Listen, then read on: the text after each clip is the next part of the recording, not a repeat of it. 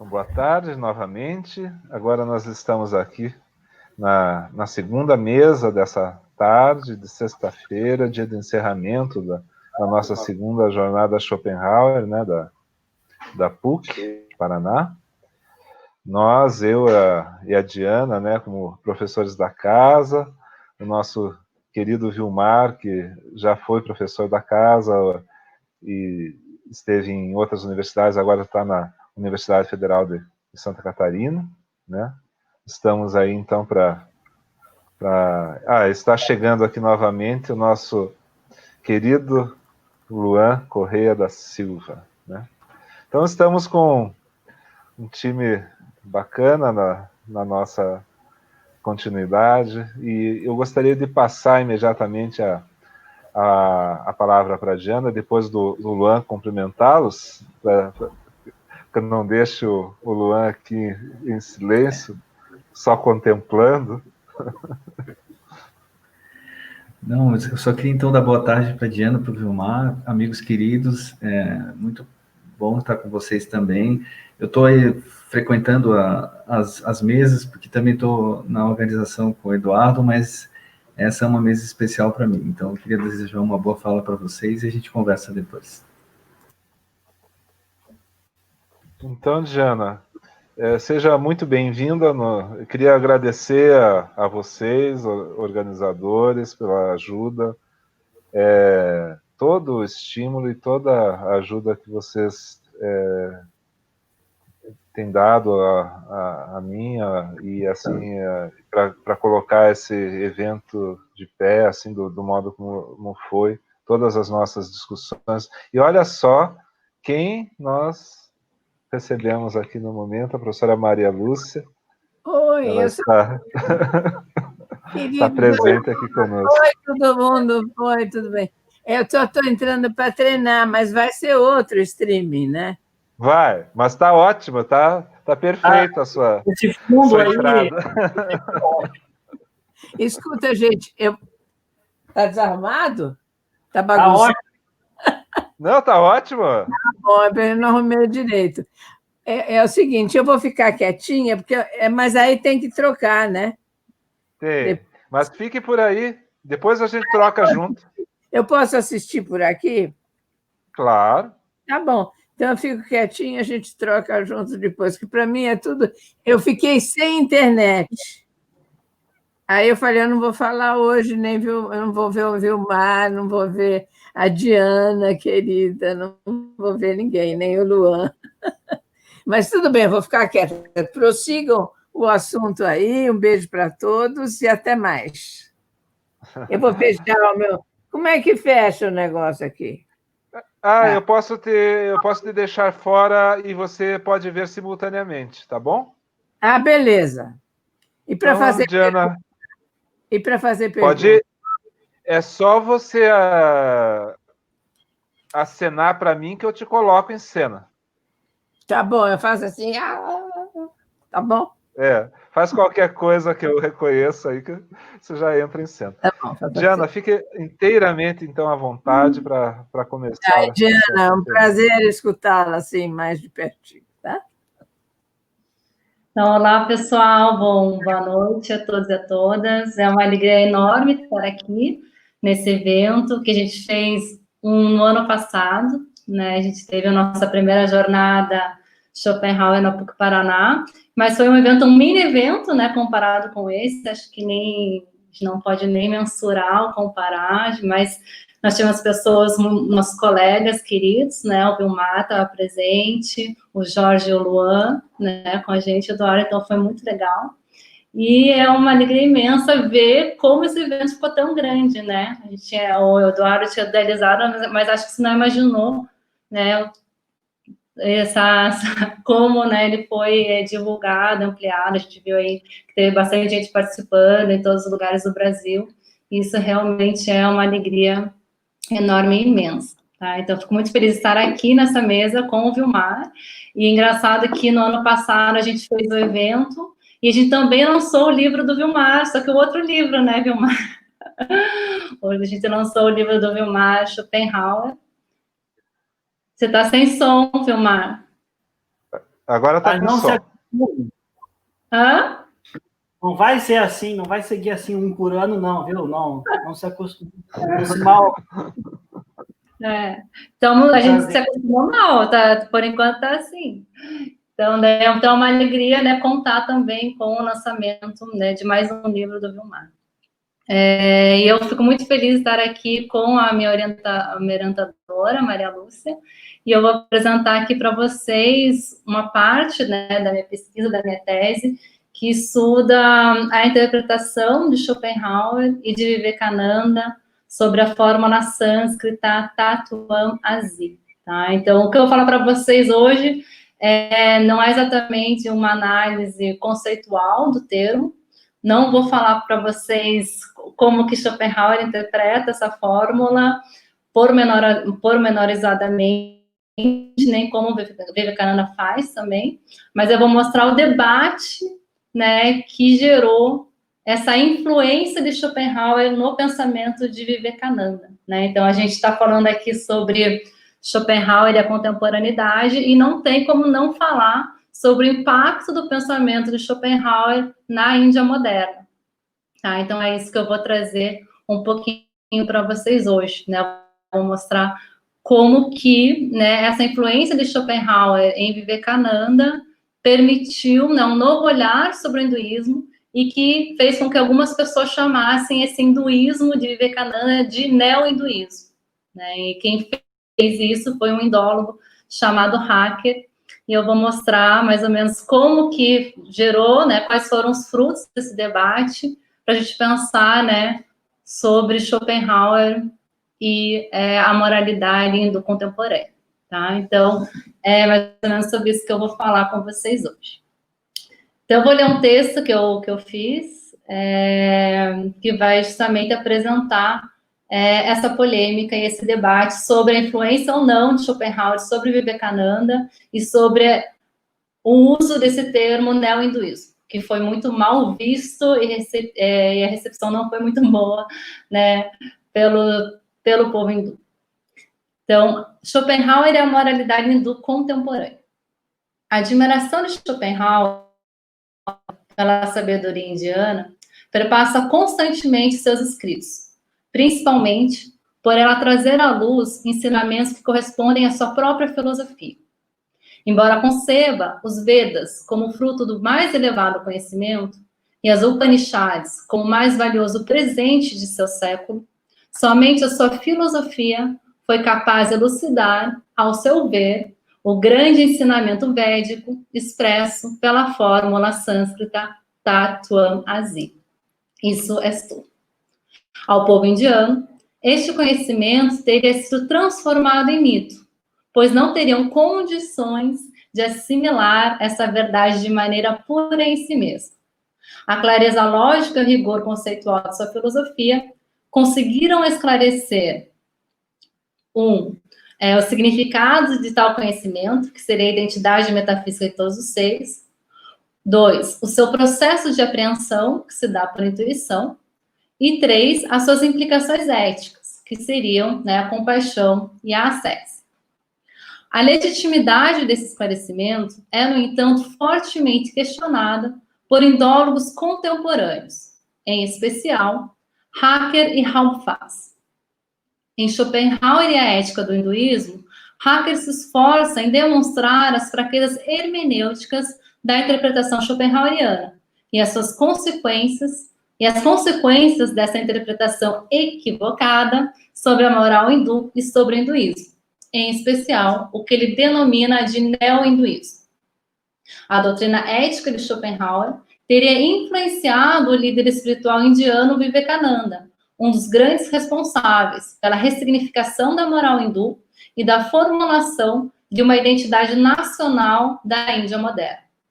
Neste trabalho, apresentarei como segundo Hacker, a filosofia schopenhaueriana influenciou o neo-hinduísmo, evidenciando como a sua interpretação fomentou o debate sobre a dominação ocidental sobre os saberes orientais.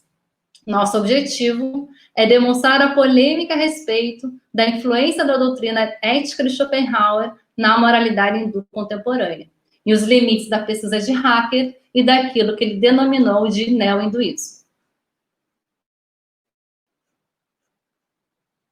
Então, agora eu vou falar para vocês o que seria esse neo-hinduísmo que Paul Hacker cria, né? Então, é uma definição que ele que vai trabalhar e apresentar na comunidade acadêmica.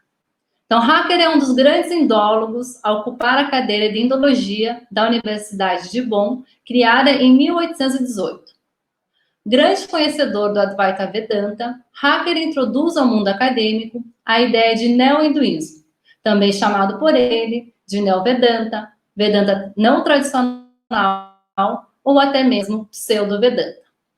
Em seus estudos filológicos comparativos, o indólogo esforça-se em demonstrar como os novos ideais hindus não podem ser considerados expressões autênticas da tradição indiana, mas uma criação híbrida, oriunda do encontro da Índia com o Ocidente.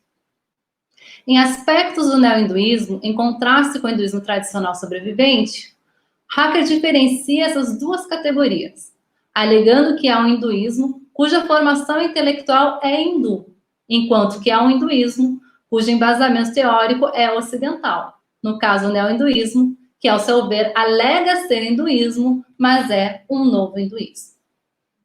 O neo-hinduísmo teria sido iniciado no final do século XIX, no qual alguns pensadores indianos, como Vivekananda, Aurobindo Ghosh e Gandhi, passaram a adotar valores ocidentais para então inseri-los no pensamento indiano. Tais valores são associados a termos da tradição, cujo significado originário é retirado para colocar um conteúdo propriamente europeu. Essa reinterpretação do hinduísmo teria sido motivada por pretensões políticas, muito mais do que religiosas. Os pensadores neo-hindus conseguiram mobilizar a Índia com a afirmação de que, abro aspas, o hinduísmo, essa preciosa herança nacional, foi erroneamente interpretado como quietismo. Fim de citação. Em vista disso, eles se comprometeram a apresentar um hinduísmo com engajamento moral, e a ética Tattva-Masi teria sido remédio para sanar as deficiências morais da tradição. Essa nova moral foi possível, segundo Hacker, devido à filosofia de Schopenhauer, que atribuiu implicações éticas à expressão Tattva-Masi. Para Hacker, a fórmula sânscrita está sempre a serviço do monismo radical da consciência e do programa intelectual puro de salvação, sem haver qualquer traço histórico de um uso ético, tal como compreendido por Schopenhauer. A identificação compassiva com o outro, compreendida por Schopenhauer como uma atitude essencial de uma pessoa boa, seria, abro aspas, vista pelos Vedantas de todas as escolas como um desvio para o caminho da salvação. O um universal não é alcançado pela identificação ética, mas pela abstração intelectual. Fecho aspas. Segundo Hacker, não teria como derivar conclusões éticas do não-dualismo Vedanta. Essa interpretação decorre da errônea interpretação do filósofo alemão, que foi fortemente divulgada por seu discípulo Paul Deussen, influenciando o pensamento indiano, em especial o de Vivekananda, considerada por Hacker um dos maiores representantes do neo-hinduísmo e o grande porta-voz de uma ética pseudo-vedanta. Agora eu vou falar para vocês como que se deu a propagação e a polêmica em torno, né, dessa influência e da ideia de um neo-hinduísmo. Hacker apresenta ao universo acadêmico a ideia de neo-hinduísmo e inicia um grande debate sobre a existência ou não de tal categoria. O posicionamento negativo de Hacker em relação aos pensadores hindus contemporâneos faz com que ele seja criticado por alguns indólogos e pesquisadores, principalmente por aqueles amparados à perspectiva pós-colonial e decolonial, fomentada pela obra Orientalismo, o Oriente, uma invenção do Ocidente, de Said. Nessa obra, Said fomenta uma crítica sobre os estudos sobre a Ásia, alegando que os estudos ocidentais daquilo que denominam de Oriente é uma tentativa de privar o mesmo de sua própria identidade e soberania, e que há uma vontade de poder política por detrás dos estudos acadêmicos sobre a tradição asiática. A crítica de Said aos estudos orientais permitiu uma grande avaliação sobre a indologia clássica e tornou Hacker um dos principais exemplos daquilo que Said pretendeu demonstrar. Nessa reavaliação, tanto o neo-hinduísmo quanto a influência de Schopenhauer ao pensamento de Vivekananda tornam-se objeto de pesquisa acadêmica. Tanto seu principal discípulo, Raul Faz, quanto outros pesquisadores, entre eles Malhotra, Green e Maharaj, repensam os principais argumentos de Hacker a respeito tanto do neo-hinduísmo quanto da legitimidade do pensamento de Vivekananda, demonstrando a dificuldade em comprovar a real influência da filosofia de Schopenhauer no pensamento do líder indiano. O principal propagador das ideias de Hacker é Raul Faz. Inclusive, é ele o responsável por organizar a obra Filologia do Confronto, Paul Hacker sobre Vedanta tradicional e moderno, reunindo e disponibilizando para a língua inglesa os principais textos do seu inspirador e conterrâneo. Em sua primeira obra, Índia e Europa, publicada em inglês em 1988, é notável sua aprovação ao termo neo-hinduísmo, apesar de pequenas ressalvas e ponderações. Alguns anos depois, na introdução de Filologia do Confronto, Paul Hacker sobre Vedanta tradicional moderno, de 1995, há um maior distanciamento em relação ao posicionamento de Hacker, possivelmente depois da repercussão da obra de Said e da obra Imaginando a Índia, de Inden, de 1990. Nessa, Inden afirma que a indologia fabricou uma visão essencializada da Índia, presa a uma eterna tradição.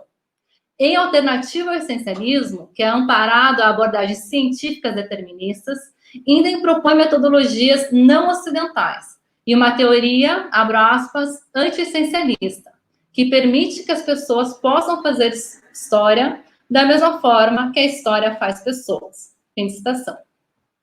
Em paralelo do orientalismo, Raul Faz alega ser legítima reflexão de como, abro aspas, a exploração europeia e a conceitualização do assim chamado Oriente é apresentado como uma projeção de um poder epistêmico e conceitual, que reflete e reforça as demandas da política atual e do poder econômico. Fim de citação. Mas questiona até que ponto essa orientalização seria um fenômeno propriamente europeu ou ocidental, visto que na história do Islã, intelectuais também essencializaram a Índia, em vistas de dominação. Deve-se, segundo ele, reagir frente à autoridade absoluta do eurocentrismo e evitar falsas essencializações e reificações. Porém, seria leviano deslegitimar e descartar as generalizações que fazem parte do próprio processo de entendimento. Esse que ainda não seria, ao seu ver, obsoleto. Diante das demandas pós-coloniais por metodologias de pesquisa, Raul Faz avisa seu posicionamento crítico frente aos pensadores contemporâneos hindus, considerados por ele Hacker de neo-hindus, e considera que aqueles que, abro aspas, trabalham com os estudos indianos devem escutar os documentos antigos, assim como os representantes modernos da tradição. Isso significa encontrá-los, conversar com eles num lugar no qual existam significados e questões compartilhadas e compartilháveis. Fim de citação.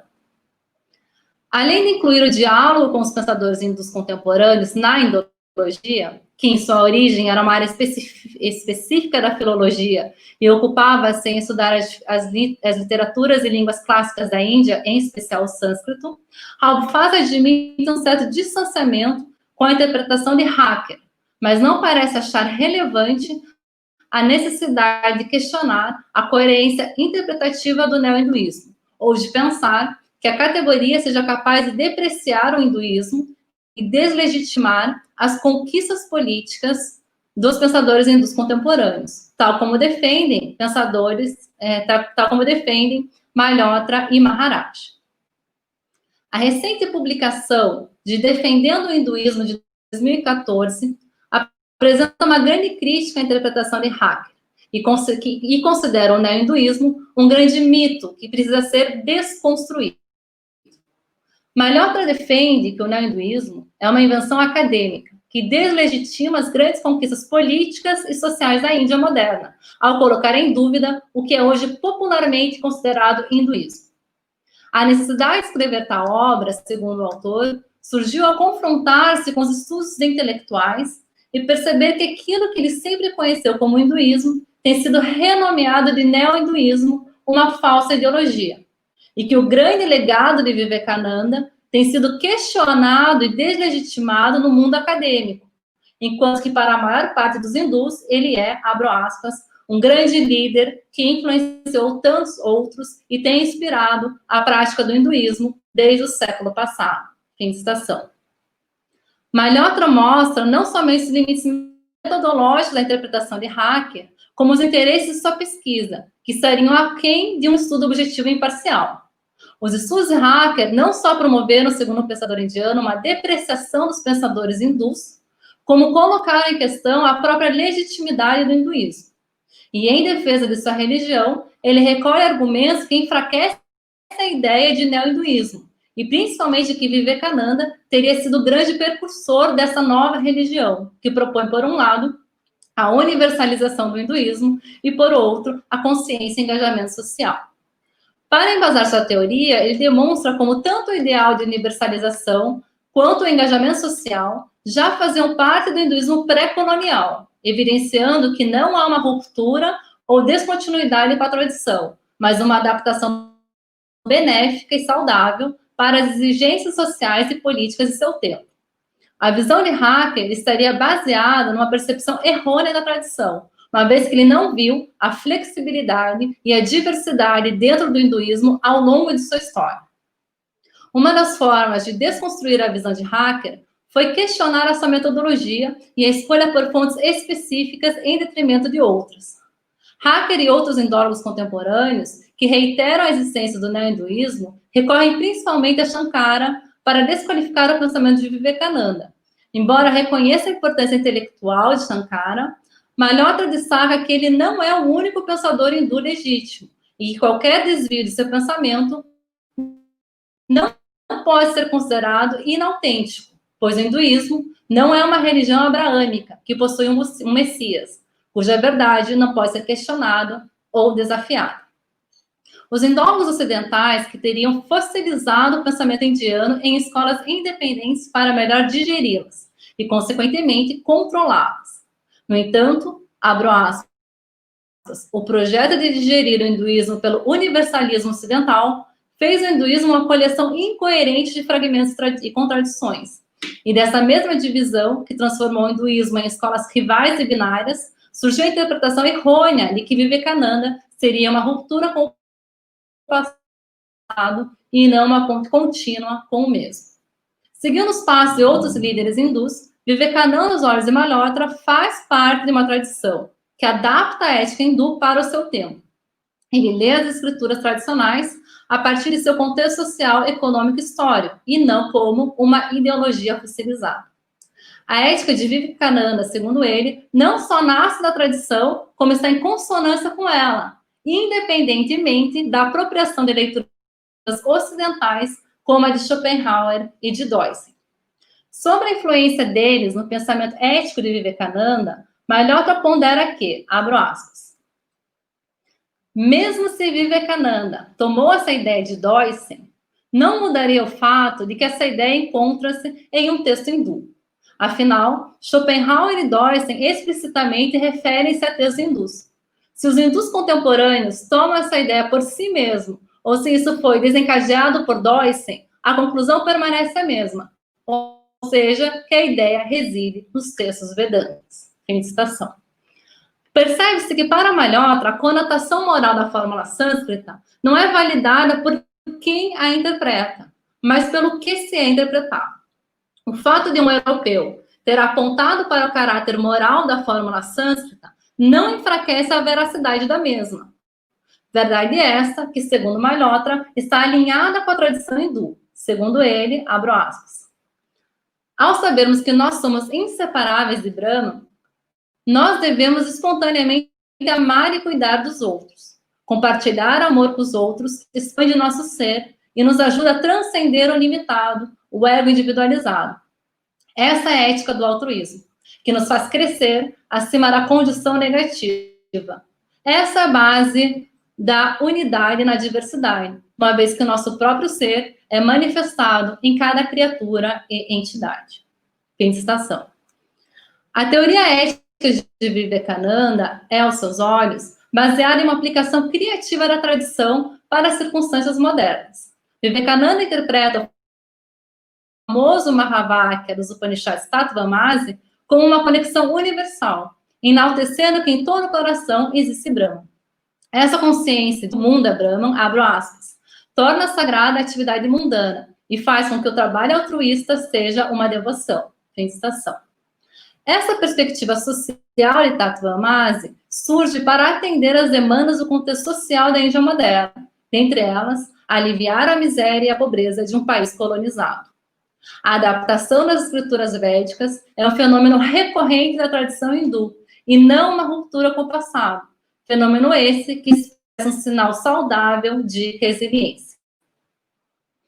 Outro crítico de Hacker e que rejeita o termo neo-hinduísmo é o pesquisador Maharaj. Segundo ele, o termo neo-hinduísmo deve ser urgentemente revisto, pois deprecia o hinduísmo contemporâneo a partir de lentes ocidentais, que falharam em compreender as bases metodológicas e epistêmicas dos pensadores hindus. A ética de Vivekananda não é, segundo o pesquisador, orientada por valores ocidentais, ou tem sua fundamentação na filosofia schopenhaueriana. O amor e o serviço social propagados por Vivekananda são embasados, segundo ele, no próprio Vedanta. A interpretação de neo-hinduísmo de Hacker seria incorreta, pois não reconhece que o método de aprendizagem do pensador indiano difere-se da filosofia e das pesquisas acadêmicas ocidentais. Esse método requer um mestre que ensina por intermédio da própria experiência e que possibilita que seu discípulo vivencie os próprios ensinamentos a partir de uma experiência estática. É dessa experiência que o embasamento teórico é construído, e não da intelecção lógica ou de teorias aprendidas racionalmente. Sob essa perspectiva, as conclusões éticas de Vivekananda se afastam da tradição do Advaita Vedanta e de Shankara, não por influência do Ocidente, e em especial da filosofia de Schopenhauer, mas porque Vivekananda teve uma outra experiência estática, a mesma que seu mestre Ramakrishna. Ao demonstrar como os ensinamentos de Ramakrishna, a experiência estática, tornam possível uma nova leitura de Upanishads e Bhagavad Gita, Maharaj traz novos elementos para refutar a tese de Hacker e deslegitimar o termo neo-hinduísmo. Esse, segundo o pesquisador, deve ser removido para a lata de lixo da história. Em oposição ao termo neo-hinduísmo, Maharaj apresenta o Vedanta cosmopolita, que, abro aspas, vê os vedantinos modernos como pensadores criativos e originais, que desenvolveram sofisticadas posições filosóficas e criaram uma auto-identidade hindu distinta por meio de um envolvimento crítico com fontes indianas e ocidentais. Fim de citação. Segundo o pesquisador, refutar o neo-hinduísmo é necessário para afirmar e valorizar diferentes formas de saber, que foram depreciadas pelo pensamento eurocêntrico e colonial. É uma forma de reivindicar formas diferentes de pensar, formas decoloniais. Agora eu vou já para o final do texto, e pensar em que medida, então, que esse debate sobre a existência ou não do neo-hinduísmo permite um novo olhar sobre a influência ou não de Schopenhauer em Vivekananda. Os trabalhos de Said, Indy, Malhotra e Maharaj são fundamentais para rever a categoria de neo-hinduísmo e pensar como esta depreciou os pensadores hindus contemporâneos, a fim de valorizar o pensamento ocidental, visto que teria sido por seu intermédio que os valores hindus foram revistos. De fato, há um cunho ideológico forte nas pesquisas de Hacker. Porém, isso é um motivo para desconsiderar seu trabalho, seu interesse em valorizar o pensamento ocidental e o cristianismo em detrimento do hinduísmo desqualifica sua pesquisa? As críticas em relação ao termo neo-hinduísmo, as pesquisas aqui apresentadas, não refutam a tese de Hacker de que Schopenhauer teria sido o primeiro a atribuir uma conotação moral à expressão Tattvamasi. Como vimos, Maharaj defende que o posicionamento moral de Vivekananda teve como base a experiência estática e os ensinamentos de seu mestre Ramakrishna, porém admite que o pensador indiano apresenta uma visão moral diferente do Advaita tradicional, que dialoga com o Ocidente. Malhotra também reconhece que a interpretação de Vivekananda é uma adaptação da ética hindu, mas não rejeita que ele teria emprestado de Schopenhauer o caráter moral de Tatvamasi. O que foi comprovado sendo incorreto na pesquisa de Hacker, no entanto, é a alegação de que somente após o encontro de Vivekananda com Doyce, que o líder indiano reveu suas considerações sobre a moralidade hindu, passando, então, a utilizar a fórmula sânscrita Tatvamasi. Em sua recente obra publicada em 2016, Green demonstra a incoerência cronológica da interpretação de Hacker, que afirmava que antes do encontro com Doyce, em setembro de 1896, não havia nos discursos e em nenhum texto de Vivekananda o uso da expressão Tatvamasi. Ao analisar o trabalho de Burke, que faz um levantamento detalhado sobre as palestras de Vivekananda durante a sua estadia nos Estados Unidos e na Europa, Green encontra uma palestra realizada em Boston, no dia 28 de março de 1896, no qual o líder indiano faz uso da expressão Tatvamasi. Tal palestra está presente na coleção das obras completas de Vivekananda, porém, em tal edição não consta a data, somente o local. Hacker, em seus estudos, admite que nem todos os escritos de discurso de Vivekananda são datados, e possivelmente o indólogo não sabia que a palestra intitulada O Espírito e Influência do Vedanta foi proferida 5 meses antes do encontro de Vivekananda com Doyce. Porém, a aparição do termo Tatvamasi na palestra O Espírito e Influência do Vedanta invalida a tese de Hacker e a influência de Schopenhauer no pensamento de Vivekananda. Em algumas partes sim, em outras não. Por um lado, prova que Vivekananda não teve conhecimento da ética Tatvamasi da forma como é descrita por Hacker. Mas, por outro lado, não prova que Vivekananda não teria sido influenciado por Schopenhauer, pois existem documentos que demonstram que Vivekananda já conhecia a filosofia de Schopenhauer antes da palestra O Espírito e Influência do Vedanta. Dentre os documentos datados de Vivekananda, destaca seu artigo Reencarnação, publicado em março de 1895. Neste, Vivekananda disserta sobre a imortalidade da alma e cita o tomo 2 de O Mundo como Vontade e Representação. Seria curioso que Vivekananda tenha lido somente essa parte da obra e não conhecesse a doutrina moral de Schopenhauer. E ainda mais curioso, ele ter encontrado na fórmula Tatvamasi o fundamento da moral, sem saber que Schopenhauer havia feito o mesmo. Seria curioso, mas não impossível. A questão é que não temos como reconstruir o caminho exato pelo qual Vivekananda chega à aplicabilidade moral de Tatvamasi. Sabemos, todavia, que ainda não foi encontrada nenhuma referência à conotação moral dessa fórmula antes de Schopenhauer, e que a sua interpretação foi fortemente divulgada por Doyce, tanto na Índia como na Europa. Seria leviano julgar que a interpretação de Schopenhauer não tem impactado o pensamento de Vivekananda, visto que, assim como o filósofo alemão, ele concebe o Tatvamasi como a base da moralidade. Igualmente leviano seria atribuir somente a Schopenhauer a transformação da moralidade hindu, retirando o protagonismo e a capacidade criativa de Vivekananda e de tantos outros que, assim como ele, se preocupavam com o engajamento ético e moral do hinduísmo, mesmo sem usar a fórmula Tatvamasi. Dessa forma, é considerável alegar que Schopenhauer foi o primeiro a fazer uma interpretação ética da fórmula sânscrita e a colocá-la como a base da moralidade. E na mesma direção, Vivekananda encontra no grande Mahavakya o fundamento necessário para justificar a necessidade do engajamento moral, revitalizando assim o hinduísmo. Essa revitalização, no entanto, não implica a existência de um neo-hinduísmo, como defende Hacker, mas a continuação de uma tradição que está sujeita a mudanças de acordo com as necessidades do seu próprio tempo.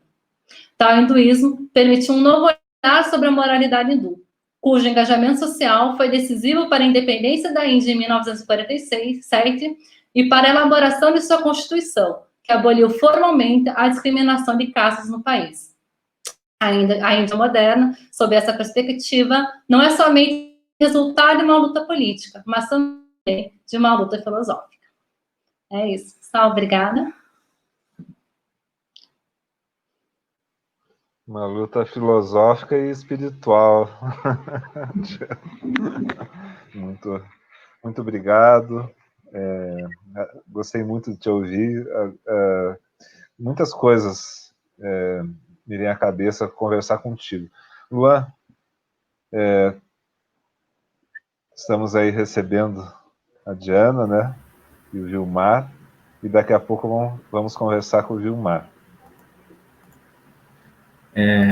Obrigado, Diana, pela excelente fala e muito, muito pertinente para os nossos estudos, né, de Schopenhauer. Eu não sei se a querida Maria Lúcia gostaria de fazer questão também, talvez ela queira entrar, mas enquanto isso eu posso só adiantar a minha questão.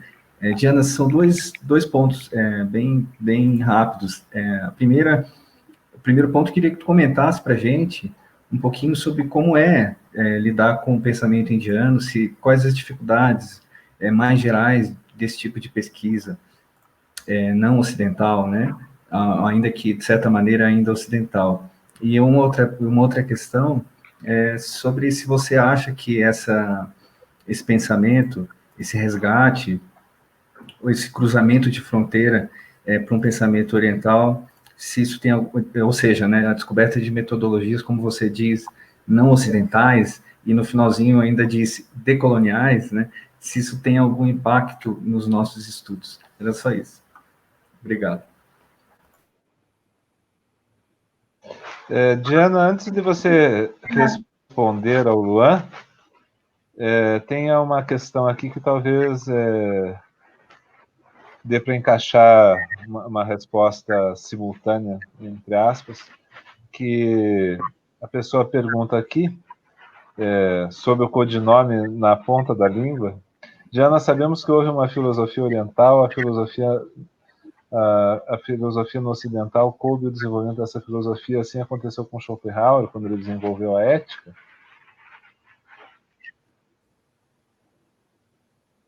Tá? E o Filino Carvalho Neto pergunta assim, tema muito instigante, gostaria de saber se poderia indicar pesquisadores ou mesmo uma bibliografia a respeito, né? E que trate de modo direto especificamente de críticas acerca de eventuais erros ou desvios em relação provavelmente ele está querendo dizer nessa transposição, né, do pensamento oriental para as leituras ocidentais. Você pode responder como você quiser e o que você quiser. Eu não entendi direito a primeira pergunta que você leu, Tá, então, eu não entendi direito a primeira pergunta, mas daí depois eu leio lá no chat e respondo se não. Legal, se não você pode responder por escrito. As referências eu também vou mandar por escrito, vou dar umas sugestões de leitura aqui, porque tem muita gente que trabalha isso, e isso é um tema muito interessante, porque é um tema que não está muito sendo debatido no universo, na academia, nos estudos de filosofia, é mais, como eu falei, no estudo da endologia, né? Então tem muita coisa, esse é um debate que está principalmente ali entre os alemães, os indianos e os ingleses, né? Então acho que uma das coisas que consegue perceber assim é a tentativa dos indianos serem protagonistas da sua voz, né? E o que eu vejo muito isso é que se eles questionam a influência de Schopenhauer em Vivekananda, não é em nenhum momento para desmerecer Schopenhauer, mas para mostrar que, mais para valorizar o seu próprio pensamento, né? Porque o que eles estão falando é que Hacker, ele vai dizer que o que Vivekananda fala não corresponde com a tradição e, portanto, não é válida.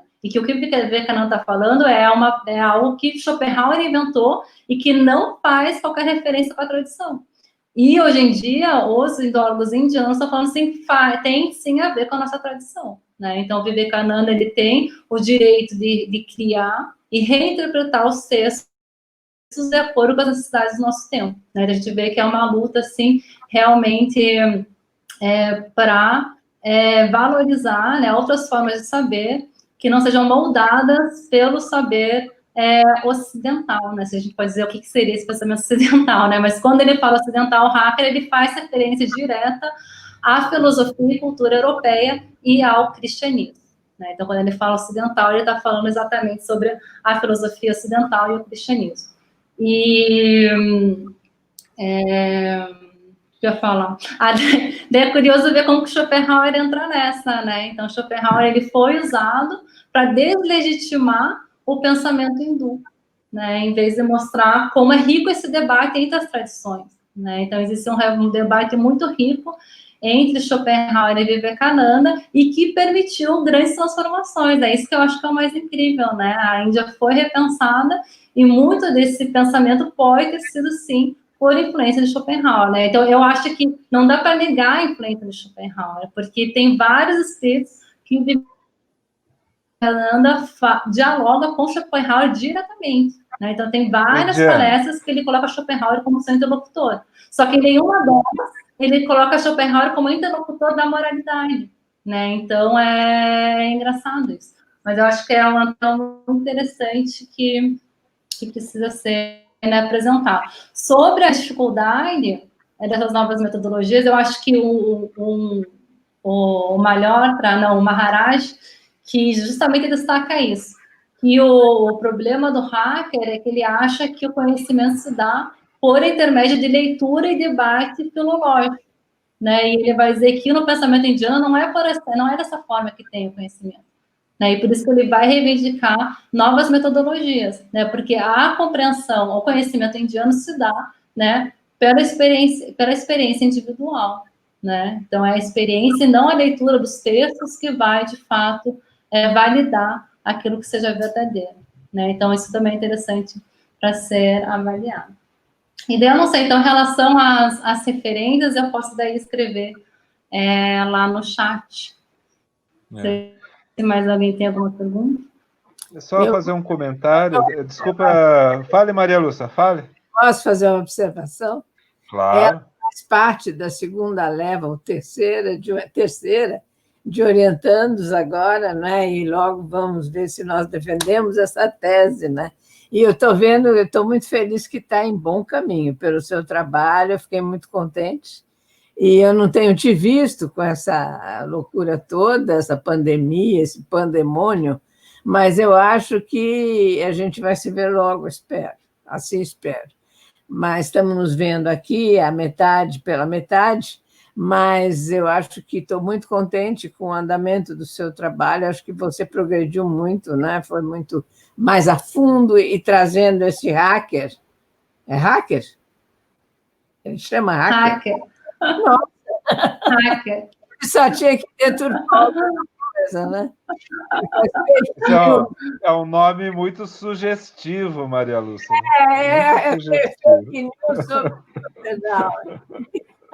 Então, mas eu achei muito interessante a sua defesa dessa ligação com a tradição, não é? Do Vivekananda com a tradição, embora adaptado aos nossos tempos. Então, meus parabéns, e eu gostei muito de ouvi-la assim, perto, mais perto um pouco. Tá, obrigada.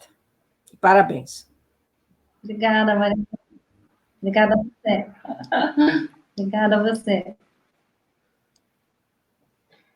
Então, eu só queria comentar. Vilmar tinha uma pergunta ou não? Diana, pode. Na verdade, eu vou deixar, como a hora está avançada, eu vou deixar para te fazer em outra oportunidade. Mas eu queria parabenizar pela bela apresentação. Acho que você mobiliza uma baita literatura contemporânea, né? Que eu estou, como disse a Maria Lúcia, também encantado de ver. E eu acho que o teu trabalho é muito promissor, assim, vai abrir novas sendas aí da pesquisa Schopenhauer, da recepção, né, da pesquisa Schopenhauer. Mas aí eu tenho uma pergunta sobre fanatismo, mas depois eu te falo. Fanatismo, obrigado. Então, Diana, queria te parabenizar também, né, e dizer que a tua pesquisa é um excelente exemplo daquilo que a gente vinha falando, comentando, né, a respeito das possibilidades de desdobramento do pensamento de Schopenhauer, não apenas uma exegese, não apenas o comentário acerca do pensamento, mas também perceber, inclusive, as possibilidades práticas, né, não sequer imaginadas por ele, né, por exemplo, isso que ocorre na Índia, né. eu acho que ele ficaria, talvez até mesmo, surpreso com esses desdobramentos, né, com o modo como isso se tornou significativo, né? Eu queria só fazer mais uma observação rapidíssima, posso? À Posso? vontade, Maria Lúcia. É o seguinte, eu acho muito bom levar a sério o pensamento, a parte oriental do pensamento de Schopenhauer, e não só, mas a filosofia oriental. Porque na Alemanha, não é? Quando eu fui lá há muito tempo, faz muito tempo mesmo, eu vi no Xerox muitos textos sobre filosofia oriental. E eu perguntei, mas, meu Deus, tem filosofia oriental aqui? E tinha uma cadeira de filosofia oriental, Eduardo. E coisa que aqui na USP a gente leva um susto terrível, porque é meio proibido, não é? Pois é. Agora não, agora já tem um grupo que estuda filosofia oriental, tá? Mas no meu tempo era a mesma coisa que falar em conto da carochinha. Então, realmente, eu acho muito interessante.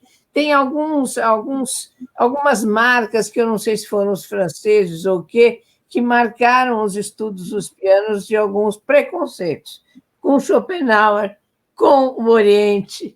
E é muito curioso você descobrir e tentar deslindar esses preconceitos. Eu acho que isso é muito importante também, essa ideia de Weltweit, né? A coisa universal mesmo para a filosofia. Então. Perfeito, Maria Lúcia.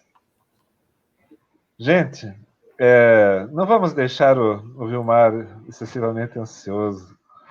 Estou brincando, Vilmar, eu sei que você não está ansioso.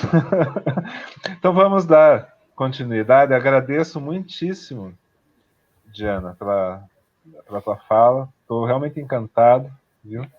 E então vamos assistir agora ao Vilmar, e ele vai também, como nós já anunciamos aqui, né, fazer o lançamento do livro dele, como ele disse, rapidamente, mas não tão rapidamente. Né? Bom, então... Muito obrigado, Vilmar. Obrigado a você, Eduardo Fonseca, meu caro amigo. E eu queria, antes de tudo, cumprimentar a minha querida professora Maria Lúcia Cacciola, a minha querida amiga Diana de Coque e o meu querido amigo Luan Correia. E queria também agradecer muito ao Eduardo por ter me incluído aí para falar desse evento que está sendo, de fato, maravilhoso. De fato.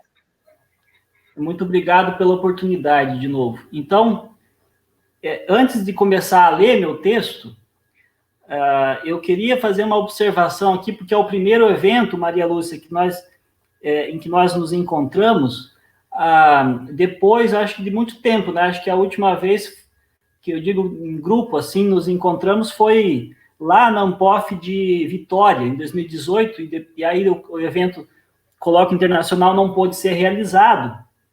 E antes disso, na PUC, aí em Curitiba, no Colóquio Internacional.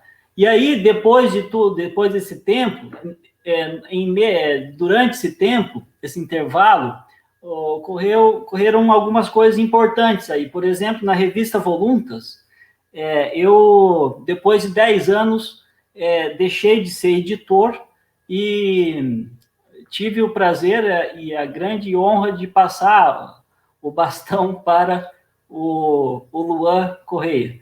E então, eu queria aqui aproveitar essa oportunidade de me dirigir a várias pessoas, a quase todo mundo do grupo, para agradecer pelo apoio e dizer que o Luan já está conduzindo a revista de uma forma melhor que eu, com uma imensa capacidade, e que o Luan ele vai continuar precisando de todos os colegas, principalmente na fase de pareceres, viu? Que é um ponto, digamos, uma fase da edição, né, dos trabalhos editoriais muito sensível, que a gente precisa da colaboração de todos e de todas. Então, seria isso. E também dizer, né, que, ao mesmo tempo, houve uma ampliação do quadro dos editores associados da revista, e que hoje, como periódico internacional, internacionalizado, nós podemos contar com o Daniel Schub, da Alemanha, o Fábio Tirati, nosso querido amigo, da Itália, aí o Kiko Hayashi, do Japão, além dos queridos Felipe Durante, José Lourenço, lá da Federal de Santa Maria, que é o responsável pela casa, que abriga a revista agora, e eu, que continuo aí como editor associado. Então, enfim, queria fazer só essa observação, mas sem mais delongas, eu vou ler o texto que eu preparei. Aí depois quero ver se vocês querem debater comigo. Bom, se intitula Individualidades Autoritárias, Impolidez e Solidariedade.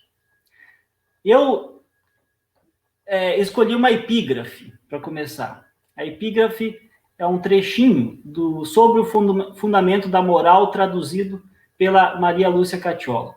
E diz o seguinte: o mundo pode parecer a alguns, considerado do lado estético, como uma galeria de caricaturas, do lado intelectual como um hospício e do moral como um covil de ladrões. Fim de epígrafe. Caras companheiras e caros companheiros de infortúnio, porque é dessa forma que o Schopenhauer diz que seria mais conveniente se cumprimentar, né? Caras companheiras e caros companheiros de infortúnio. Em 1955, no artigo Schopenhauer e a Sociedade, Max Horkheimer escreveu, cito, a filosofia tem que dar conta, e como o balanço é negativo, no final o santo fica com a razão. Fim de citação. Atrevo-me a acrescentar que se isso é verdadeiro, o é somente para o final. Pois se, como o próprio Schopenhauer prossegue, da desconfiança, como o próprio Horkheimer prossegue, da desconfiança schopenhaueriana, da reforma e da revolução, não decorre uma exaltação do existente. E se, além disso, não se pode aprender a ser santo ou asceta, dado que a soteriologia é dependente de um quietivo inicial abrupto, então a própria filosofia, mesmo consciente do saldo final negativo, e enquanto tais acontecimentos extraordinários não advêm, poderia colaborar com os motivos da ação para o enfrentamento do existente, diga-se, do pior dos mundos possíveis. Num outro artigo, intitulado A Atualidade de Schopenhauer, o mesmo Horkheimer voltará a insistir, cito, a doutrina de Schopenhauer tem significado no presente.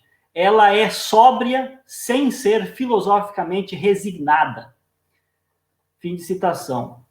E o grande Ludwig Witthaus, que nos deixou recentemente e a quem gostaria de homenagear com essas reflexões, notou com sábia pertinência que o fundamento schopenhaueriano da moral, nos planos concretos da ação, não pode ser reduzido a uma caritas ou a uma solidariedade cambaleante, que sempre chega atrasada e sabe, no máximo, aliviar. Em tempos tão adversos e medonhos como os nossos, até as sociedades mais desenvolvidas e civilizadas do século XXI estão prostradas sob a onda do anti-intelectualismo, das pós-verdades propagadas em velocidade estonteante pelas fake news que elegem e derrubam chefes de Estado mundo afora. Estamos reféns de novas superstições e fanatismos religiosos e nacionalistas, que já se tornou perseguição às bruxas e aos fantasmas das esquerdas, estas há muito demonizadas pelas elites rentistas e pela mídia oligopolista. Eu queria só fazer um parênteses aqui para destacar que no dia em que nós iniciamos esse evento, se não me falha a memória, dia 24, anteontem, um fanático religioso bolsonarista invadiu um hospital e, empunhando a Bíblia, tentou arrancar os tubos de um paciente do novo coronavírus. Fecha parênteses. Quem nega a existência, relativiza e enaltece os mais torpes preconceitos, elogia a ignorância, a estupidez e a ditadura, está hoje no poder. Novos autoritarismos, cujas brutalidades já não podem ser cobertas por nenhum pano da cordialidade, por nenhuma folha de parreira da polidez diplomática estatal, são notadas não apenas nas políticas públicas, sem debates, de eliminação de direitos aos desprivilegiados, mas também nos detalhes dos relacionamentos cotidianos. No mundo de Trump, de Salvini, que era, se não me engano, primeiro-ministro da Itália até há pouco tempo, mas continua como senador, no mundo de Le Pen, do Brexit e de Bolsonaro, e de suas respectivas bases de apoio popular, ninguém mais pode negar que o fascismo voltou. Ou estava apenas adormecido? É então que notamos, novamente e estupefatos, as múltiplas atualidades de Schopenhauer.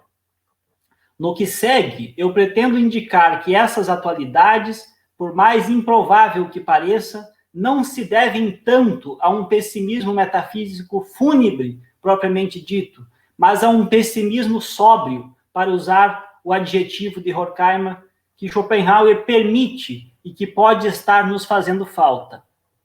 Essas atualidades serão tão mais amplas quanto menos estivermos convencidos de que o filósofo da vontade tenha, de algum modo, cedido ao imobilismo, à tranquilidade contemplativa da Gelassenheit, à desesperança total, apostando apenas nos raros acontecimentos da negação da vontade ou em noções controversas desse mesmo âmbito, como a de Deuterus Plus, segundo a navegação, na linguagem platônica, mas que ele adapta como no sentido de sofrimento-sentido. Num artigo publicado recentemente no Le Monde Diplomatique Brasil, discorria, a partir da filosofia moral schopenhaueriana, sobre as potências antimorais que tornam o mal efetivo.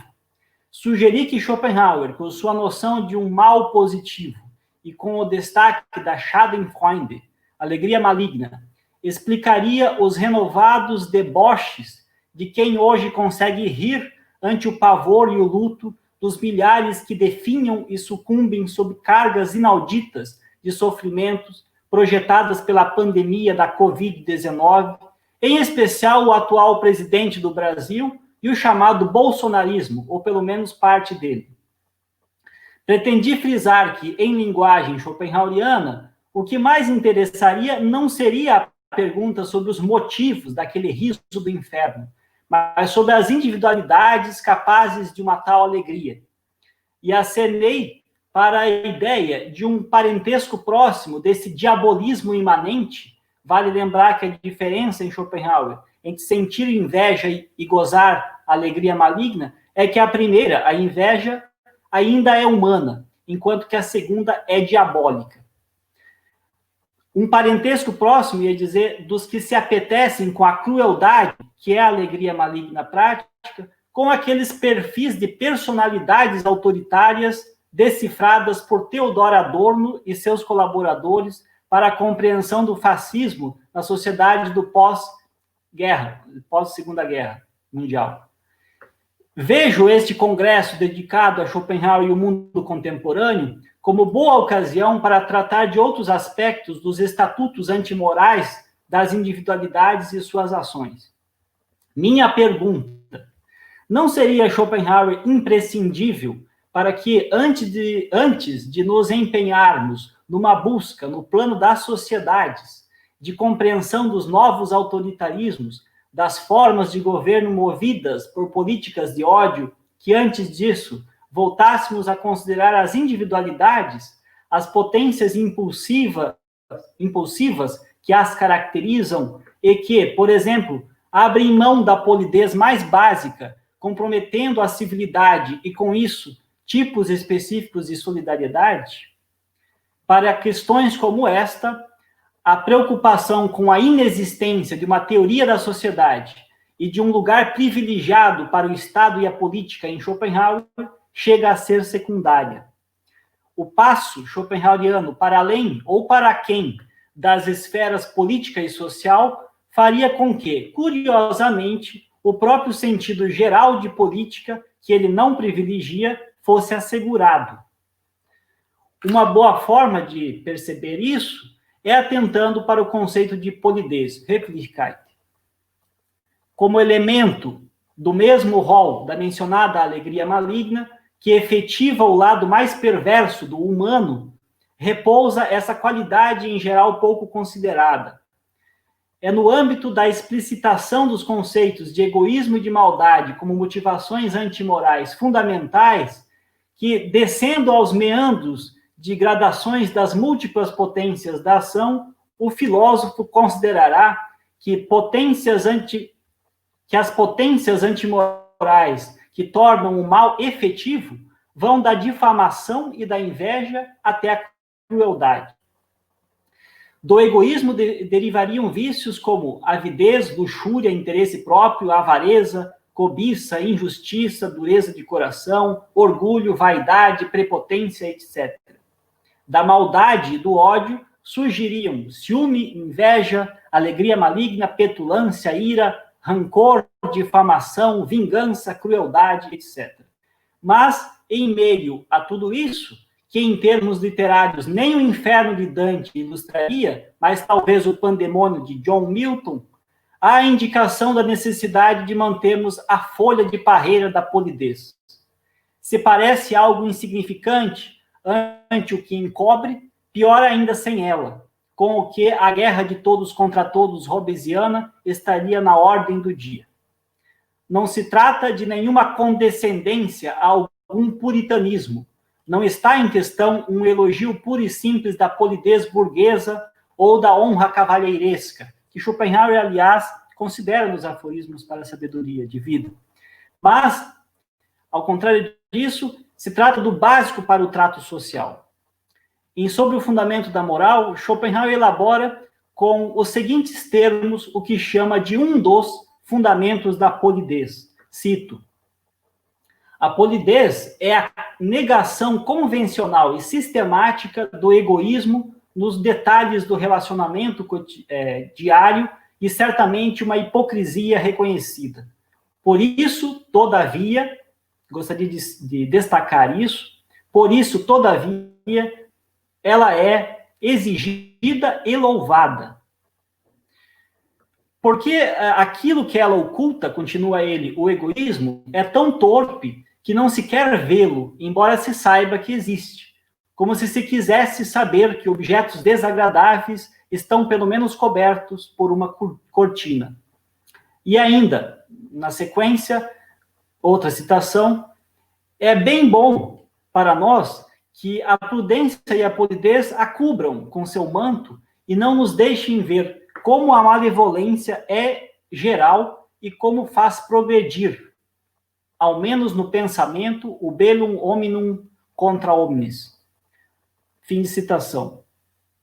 Nos aforismos para a sabedoria de vida, apresenta Schopenhauer o segundo fundamento da polidez. Cito: trata-se de uma convenção tácita para ignorarmos a mísera condição moral e intelectual do ser humano e, assim, evitarmos de acusá-la mutuamente. Desse modo, ela, essa mísera condição, vem menos a lume para proveito de todos. Do mesmo modo que a cera, dura e quebradiça, por natureza, torna-se maleável com um pouco de calor, assumindo qualquer forma desejada, também se pode, com alguma polidez e amabilidade, tornar flexíveis e dóceis os homens recalcitrantes e hostis. Fim de citação. Se vele non dicitur, e se o egoísmo é inato, suas expressões mais cruas nos relacionamentos cotidianos ainda podem ser, entre aspas, trabalhados. A folha de parreira do pudor e da cortesia pode ser mantida ou tirada. Os efeitos do emprego da polidez podem ser altamente valiosos no caso em que se pretenda, pela via empírica e eudemonológica, aproximar-se de uma vida menos infeliz, com menos embates e sofrimentos. Mas são as esferas social e política que mais ganham com ela. Certo é que jamais garantiria uma vida sociável, segura ou pacífica, mas seus efeitos podem ser significativos por disfarçar as mais cruas exposições do egoísmo natural, do egoísmo planejado ou da maldade em suas facetas mais diabólicas. E se não podemos contar em todos os momentos com a identificação promovida, por exemplo, pela compaixão como um mistério de identificação espontânea, ou pela constante atuação do Estado, pela presença da polícia, e acho que nem queremos muito isso, então essa hipocrisia reconhecida poderia ser louvada e até mesmo determinante. Schopenhauer precisaria ser considerado no rol de autores que aconselharam a humanidade a não ignorar as inclinações individuais inalteráveis, antes de ter que lidar com suas consequências dramáticas no plano social. Impossível não lembrar, nesse sentido, da noção de fascismo eterno, ou de urfascismo, de Umberto Eco. O italiano parte de uma premissa antes de elencar sua bastante popular lista de características para identificar o fascismo. Se regimes políticos podem ser derrotados, se ideologias podem ser criticadas e destituídas de sua legitimidade, cito Umberto Eco, por trás de um regime e de sua ideologia há sempre, destaco aqui a palavra sempre, há sempre um modo de pensar e de sentir, sempre uma nebulosa de instintos obscuros e de pulsões insondáveis. Fim de citação. Numa linha que vai de Schopenhauer a Freud, e com as mais variadas escolas contemporâneas da psicanálise e da psicologia social, o conceito de Umberto Eco, por acaso, não contribuiria mais para a compreensão do fascismo e dos autoritarismos contemporâneos do que análises estritamente sociopolíticas que se restringem a momentos históricos bem circunscritos, como, por exemplo, fazem Giorgio Agamben, Jason Stanley, Leandro Conder, brasileiro, e tantos outros. O fascismo, arrematará Eco, cito novamente, é um totalitarismo fuzzy, esfumado, impreciso, confuso. Longe de ostentar ideologia monolítica, fim de citação, né? Longe de ostentar ideologia monolítica, em geral consiste em amontoado ou colagem de ideias políticas ou filosóficas variadas. Ou seja, claro que é fundamental notar, como elabora Leandro Conder, o livro dele se intitula Introdução ao Fascismo, né? É claro que é fundamental frisar como Conder que, cito, o fascismo é uma tendência que surge na fase imperialista do capitalismo, que procura se fortalecer nas condições de implantação do capitalismo monopolista de Estado, servindo-se de mitos irracionalistas e conciliando-os com procedimentos racionalistas formais de tipo manipulatório, fecha aspas. E provavelmente Bolsonaro é apenas um operador, fantoche das elites escravocratas que se perpetuam por aqui, regendo hoje a orquestra do capital exploratório. Mas, e se antes disso, aprendêssemos com Schopenhauer que individualidades como a de Bolsonaro, capazes de alegria maligna e de abrir mão de qualquer polidez, não mudam? Convicto de que traços fundamentais de caráter não se alteram, Schopenhauer recomendou fugir para sempre de alguém que tenha demonstrado se alegrar com a alegria maligna, com a desgraça alheia. Recomendou fugir para sempre de alguém que tenha demonstrado se alegrar com a desgraça alheia. Ele também recomenda, na verdade, fugir para sempre dos invejosos. Creio não ser preciso me demorar em considerações sobre como estaríamos hoje, em meio a essa pandemia, se esse conselho de Schopenhauer pudesse e tivesse sido ouvido pelos brasileiros após o então deputado Jair Bolsonaro declarar a plenos pulmões em um microfone do Congresso Nacional em 2016 que se deleita com a mais cruel tortura de adversários numa exaltação de um herói que, segundo suas próprias vítimas relataram à Comissão Nacional da Verdade, cito, Era um monstro que torturava com choques e ria. Fecha aspas.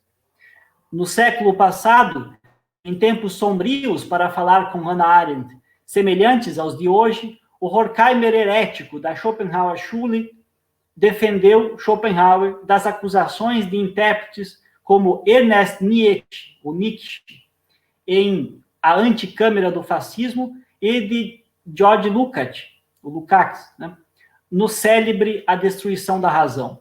Sabemos que esses autores classificaram o pensador da compaixão como proto-nazista, forçando seu pensamento a servir como um capítulo da gestação social de ditadores como Hitler. Um suposto mestre do irracionalismo ocidental, um árduo defensor da sociedade capitalista burguesa e do imobilismo, conforme nos mostra magistralmente Fábio Tirati, em seu livro In Lotta per Schopenhauer, La Schopenhauer Gesellschaft, fra ricerca filosofica e manipolazione ideologica, ocorreu ao então presidente daquela comunidade científica da Sociedade Schopenhauer, Arthur Hübscher, apelar, à época, a todas as forças, cito o Fábio, a todas as forças intelectuais disponíveis para responder a tais acusações, fecha aspas. No âmbito geral desse propósito, mesmo que alguns anos mais tarde, o pai da teoria crítica, também na condição de membro da Sociedade Schopenhauer, soube fazer dialética com o pessimismo. Afirmou que, não obstante, e nisso contra Schopenhauer, o mesmo pensamento, a mesma teoria, ser outro pensamento e outra teoria em um instante histórico distinto, não obstante isso, no intransigente nominalismo de Schopenhauer em relação à sociedade, estriba, cito, a raiz de sua grandeza, fecha aspas. A acepção de que apenas os indivíduos e o curso de suas vidas são reais, enquanto os povos são meras abstrações, não implicaria contrapor a sociedade e o Estado à pessoa singular ou esta àqueles, nem indispensar os indivíduos de toda a atuação social, mas, admitindo-se uma relação de interdependência entre eles, perscrutar até onde for possível para uma metafísica imanente, quando não hoje para a psicanálise e a psicologia social, perscrutar os meandros da individualidade, dando prioridade a esta, para que, por exemplo, não se nutram falsas expectativas sobre a vida em sociedade.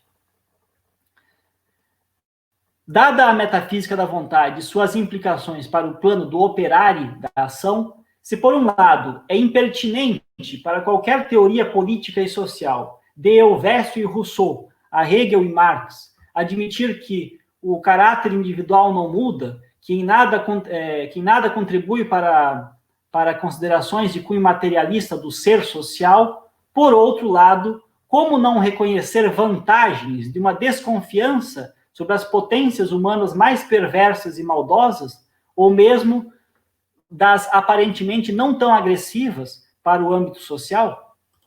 Se assumimos esse rumo, não seria difícil perceber como aquelas acusações e distorções sumárias de Schopenhauer do século passado, por parte, diga-se, da esquerda stricto sensu, da esquerda partidária, e os abusos de hoje pela extrema-direita e seus gurus, o querido Jardim Salviano já falou ontem sobre esse guru, se devem, né, em grande medida, à parcialidade ou mesmo a distorções da compreensão sobre as relações entre individualidade, sociedade e vida social desse pensamento.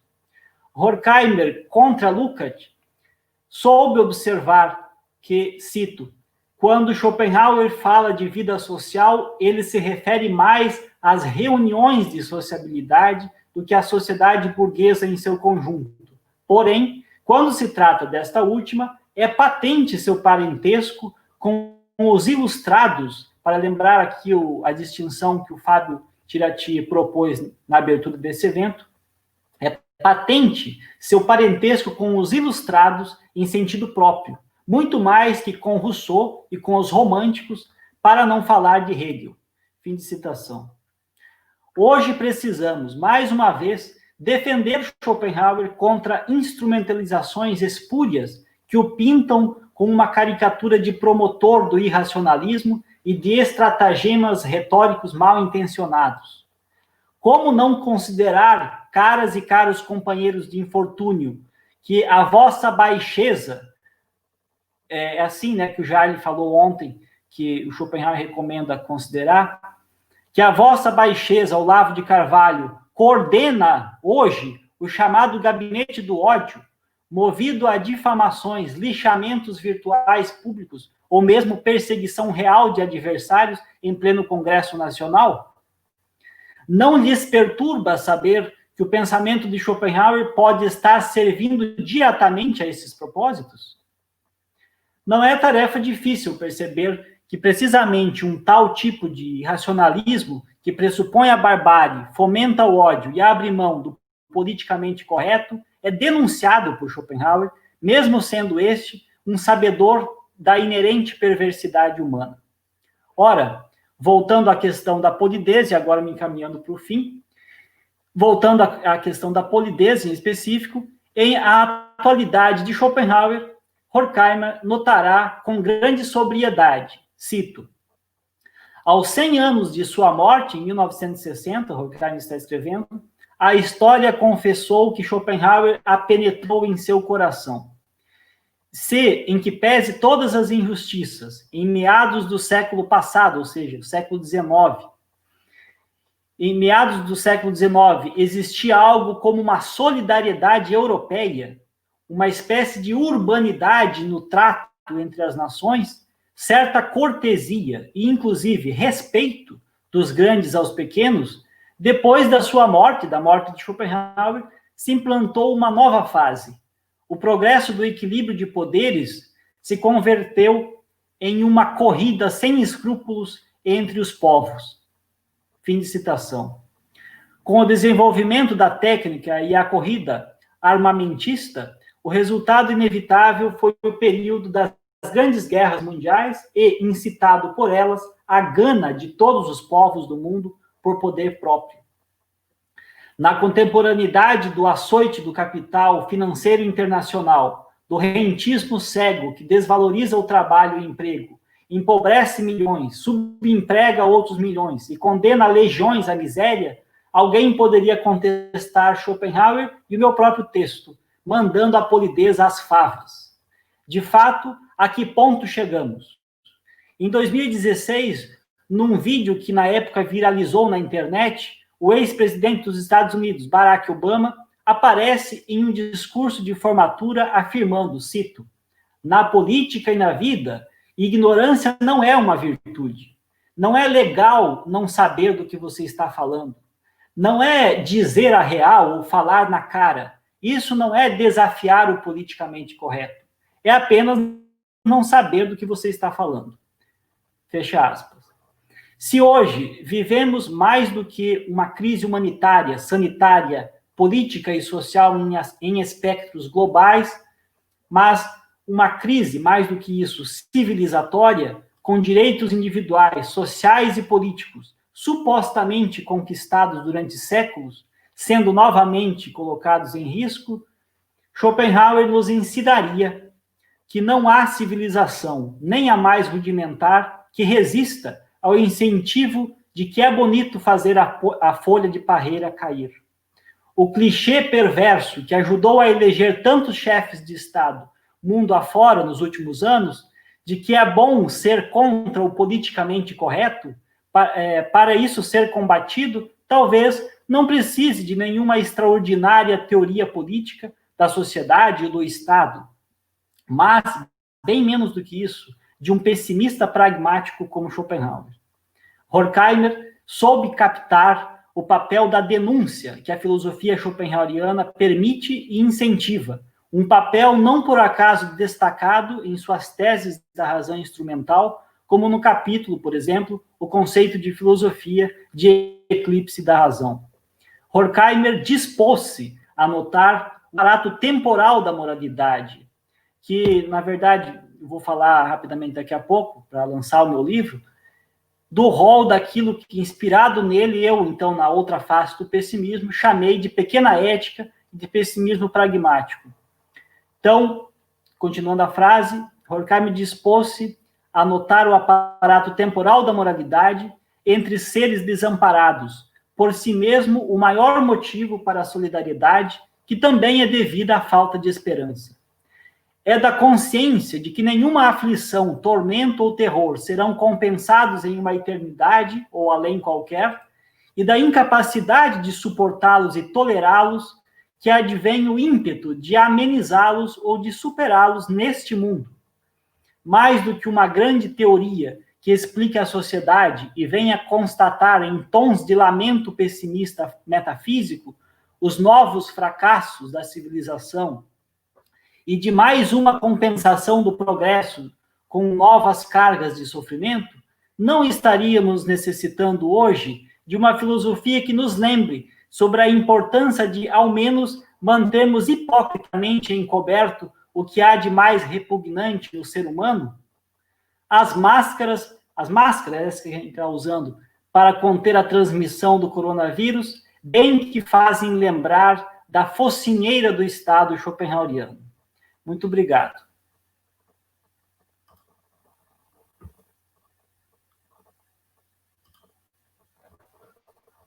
Vilmar, muito obrigado. Alô? Alô? Uma pequena instabilidade aqui na minha internet.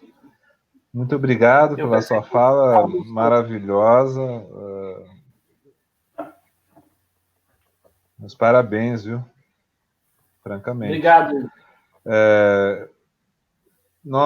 Deixa eu te perguntar. O que vocês acham da gente pular para o outro link para já ficar por lá e ficar mais relaxadamente?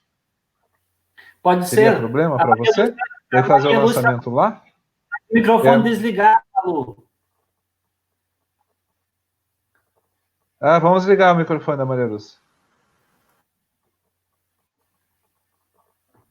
Maria Lúcia. Olha, eu aqui. Não sei se ela está... Agora sim. Uma fala de um carbonário, uma fala de alguém que é corajoso e que demonstrou uma coragem de dar nome a todos os bois. Faltou o Ustra, mas ele apareceu sem nome, né? Eu vi. Sim. O Ustra, aquele torturador. Parabéns. Sim, foi citado indiretamente. O quê? Citado indiretamente, sim. Sim, mas eu estou dando nome para quem não lembra, né? Sim, faz sim. pouquíssimo tempo, você não tem memória nenhuma, é memória recente. Eu que não deveria ter, mas eu tenho. Eu sei que eu fiquei muito contente com essa colocação e colocar o Schopenhauer também num momento brasileiro e num momento do nosso mundo que está passando por uma coisa terrível, mas o Brasil, em particular, pela inépcia total dos governantes, etc. Então, obrigada, Vilmar. Obrigado, Maria Lúcia. Eu que agradeço e eu, de fato, falei até para alguns amigos que eu estava inseguro quanto a apresentar esse tipo de coisa, né, aqui no evento, mas, enfim, que bom que agradou e vamos debater, então. Mas o Eduardo, outro link. Está muito bom. Só para uma questão de a gente não perder o Facebook, porque nesse aqui a gente perdeu o Facebook pela demora. Então, vamos para lá, para o outro. Eu já abro em seguida. E aí a gente não perde o Facebook, entendeu? Só por isso. Pode ser? Ótimo. Tá bom. Tá bom? Só então, passa o link, por gentileza. O link está no nosso grupo do Schopenhauerianos. Tá lá. Tá bom? Beleza. Então, tá bom, qualquer coisa, tá? Então, até daqui a pouquinho. Até mais.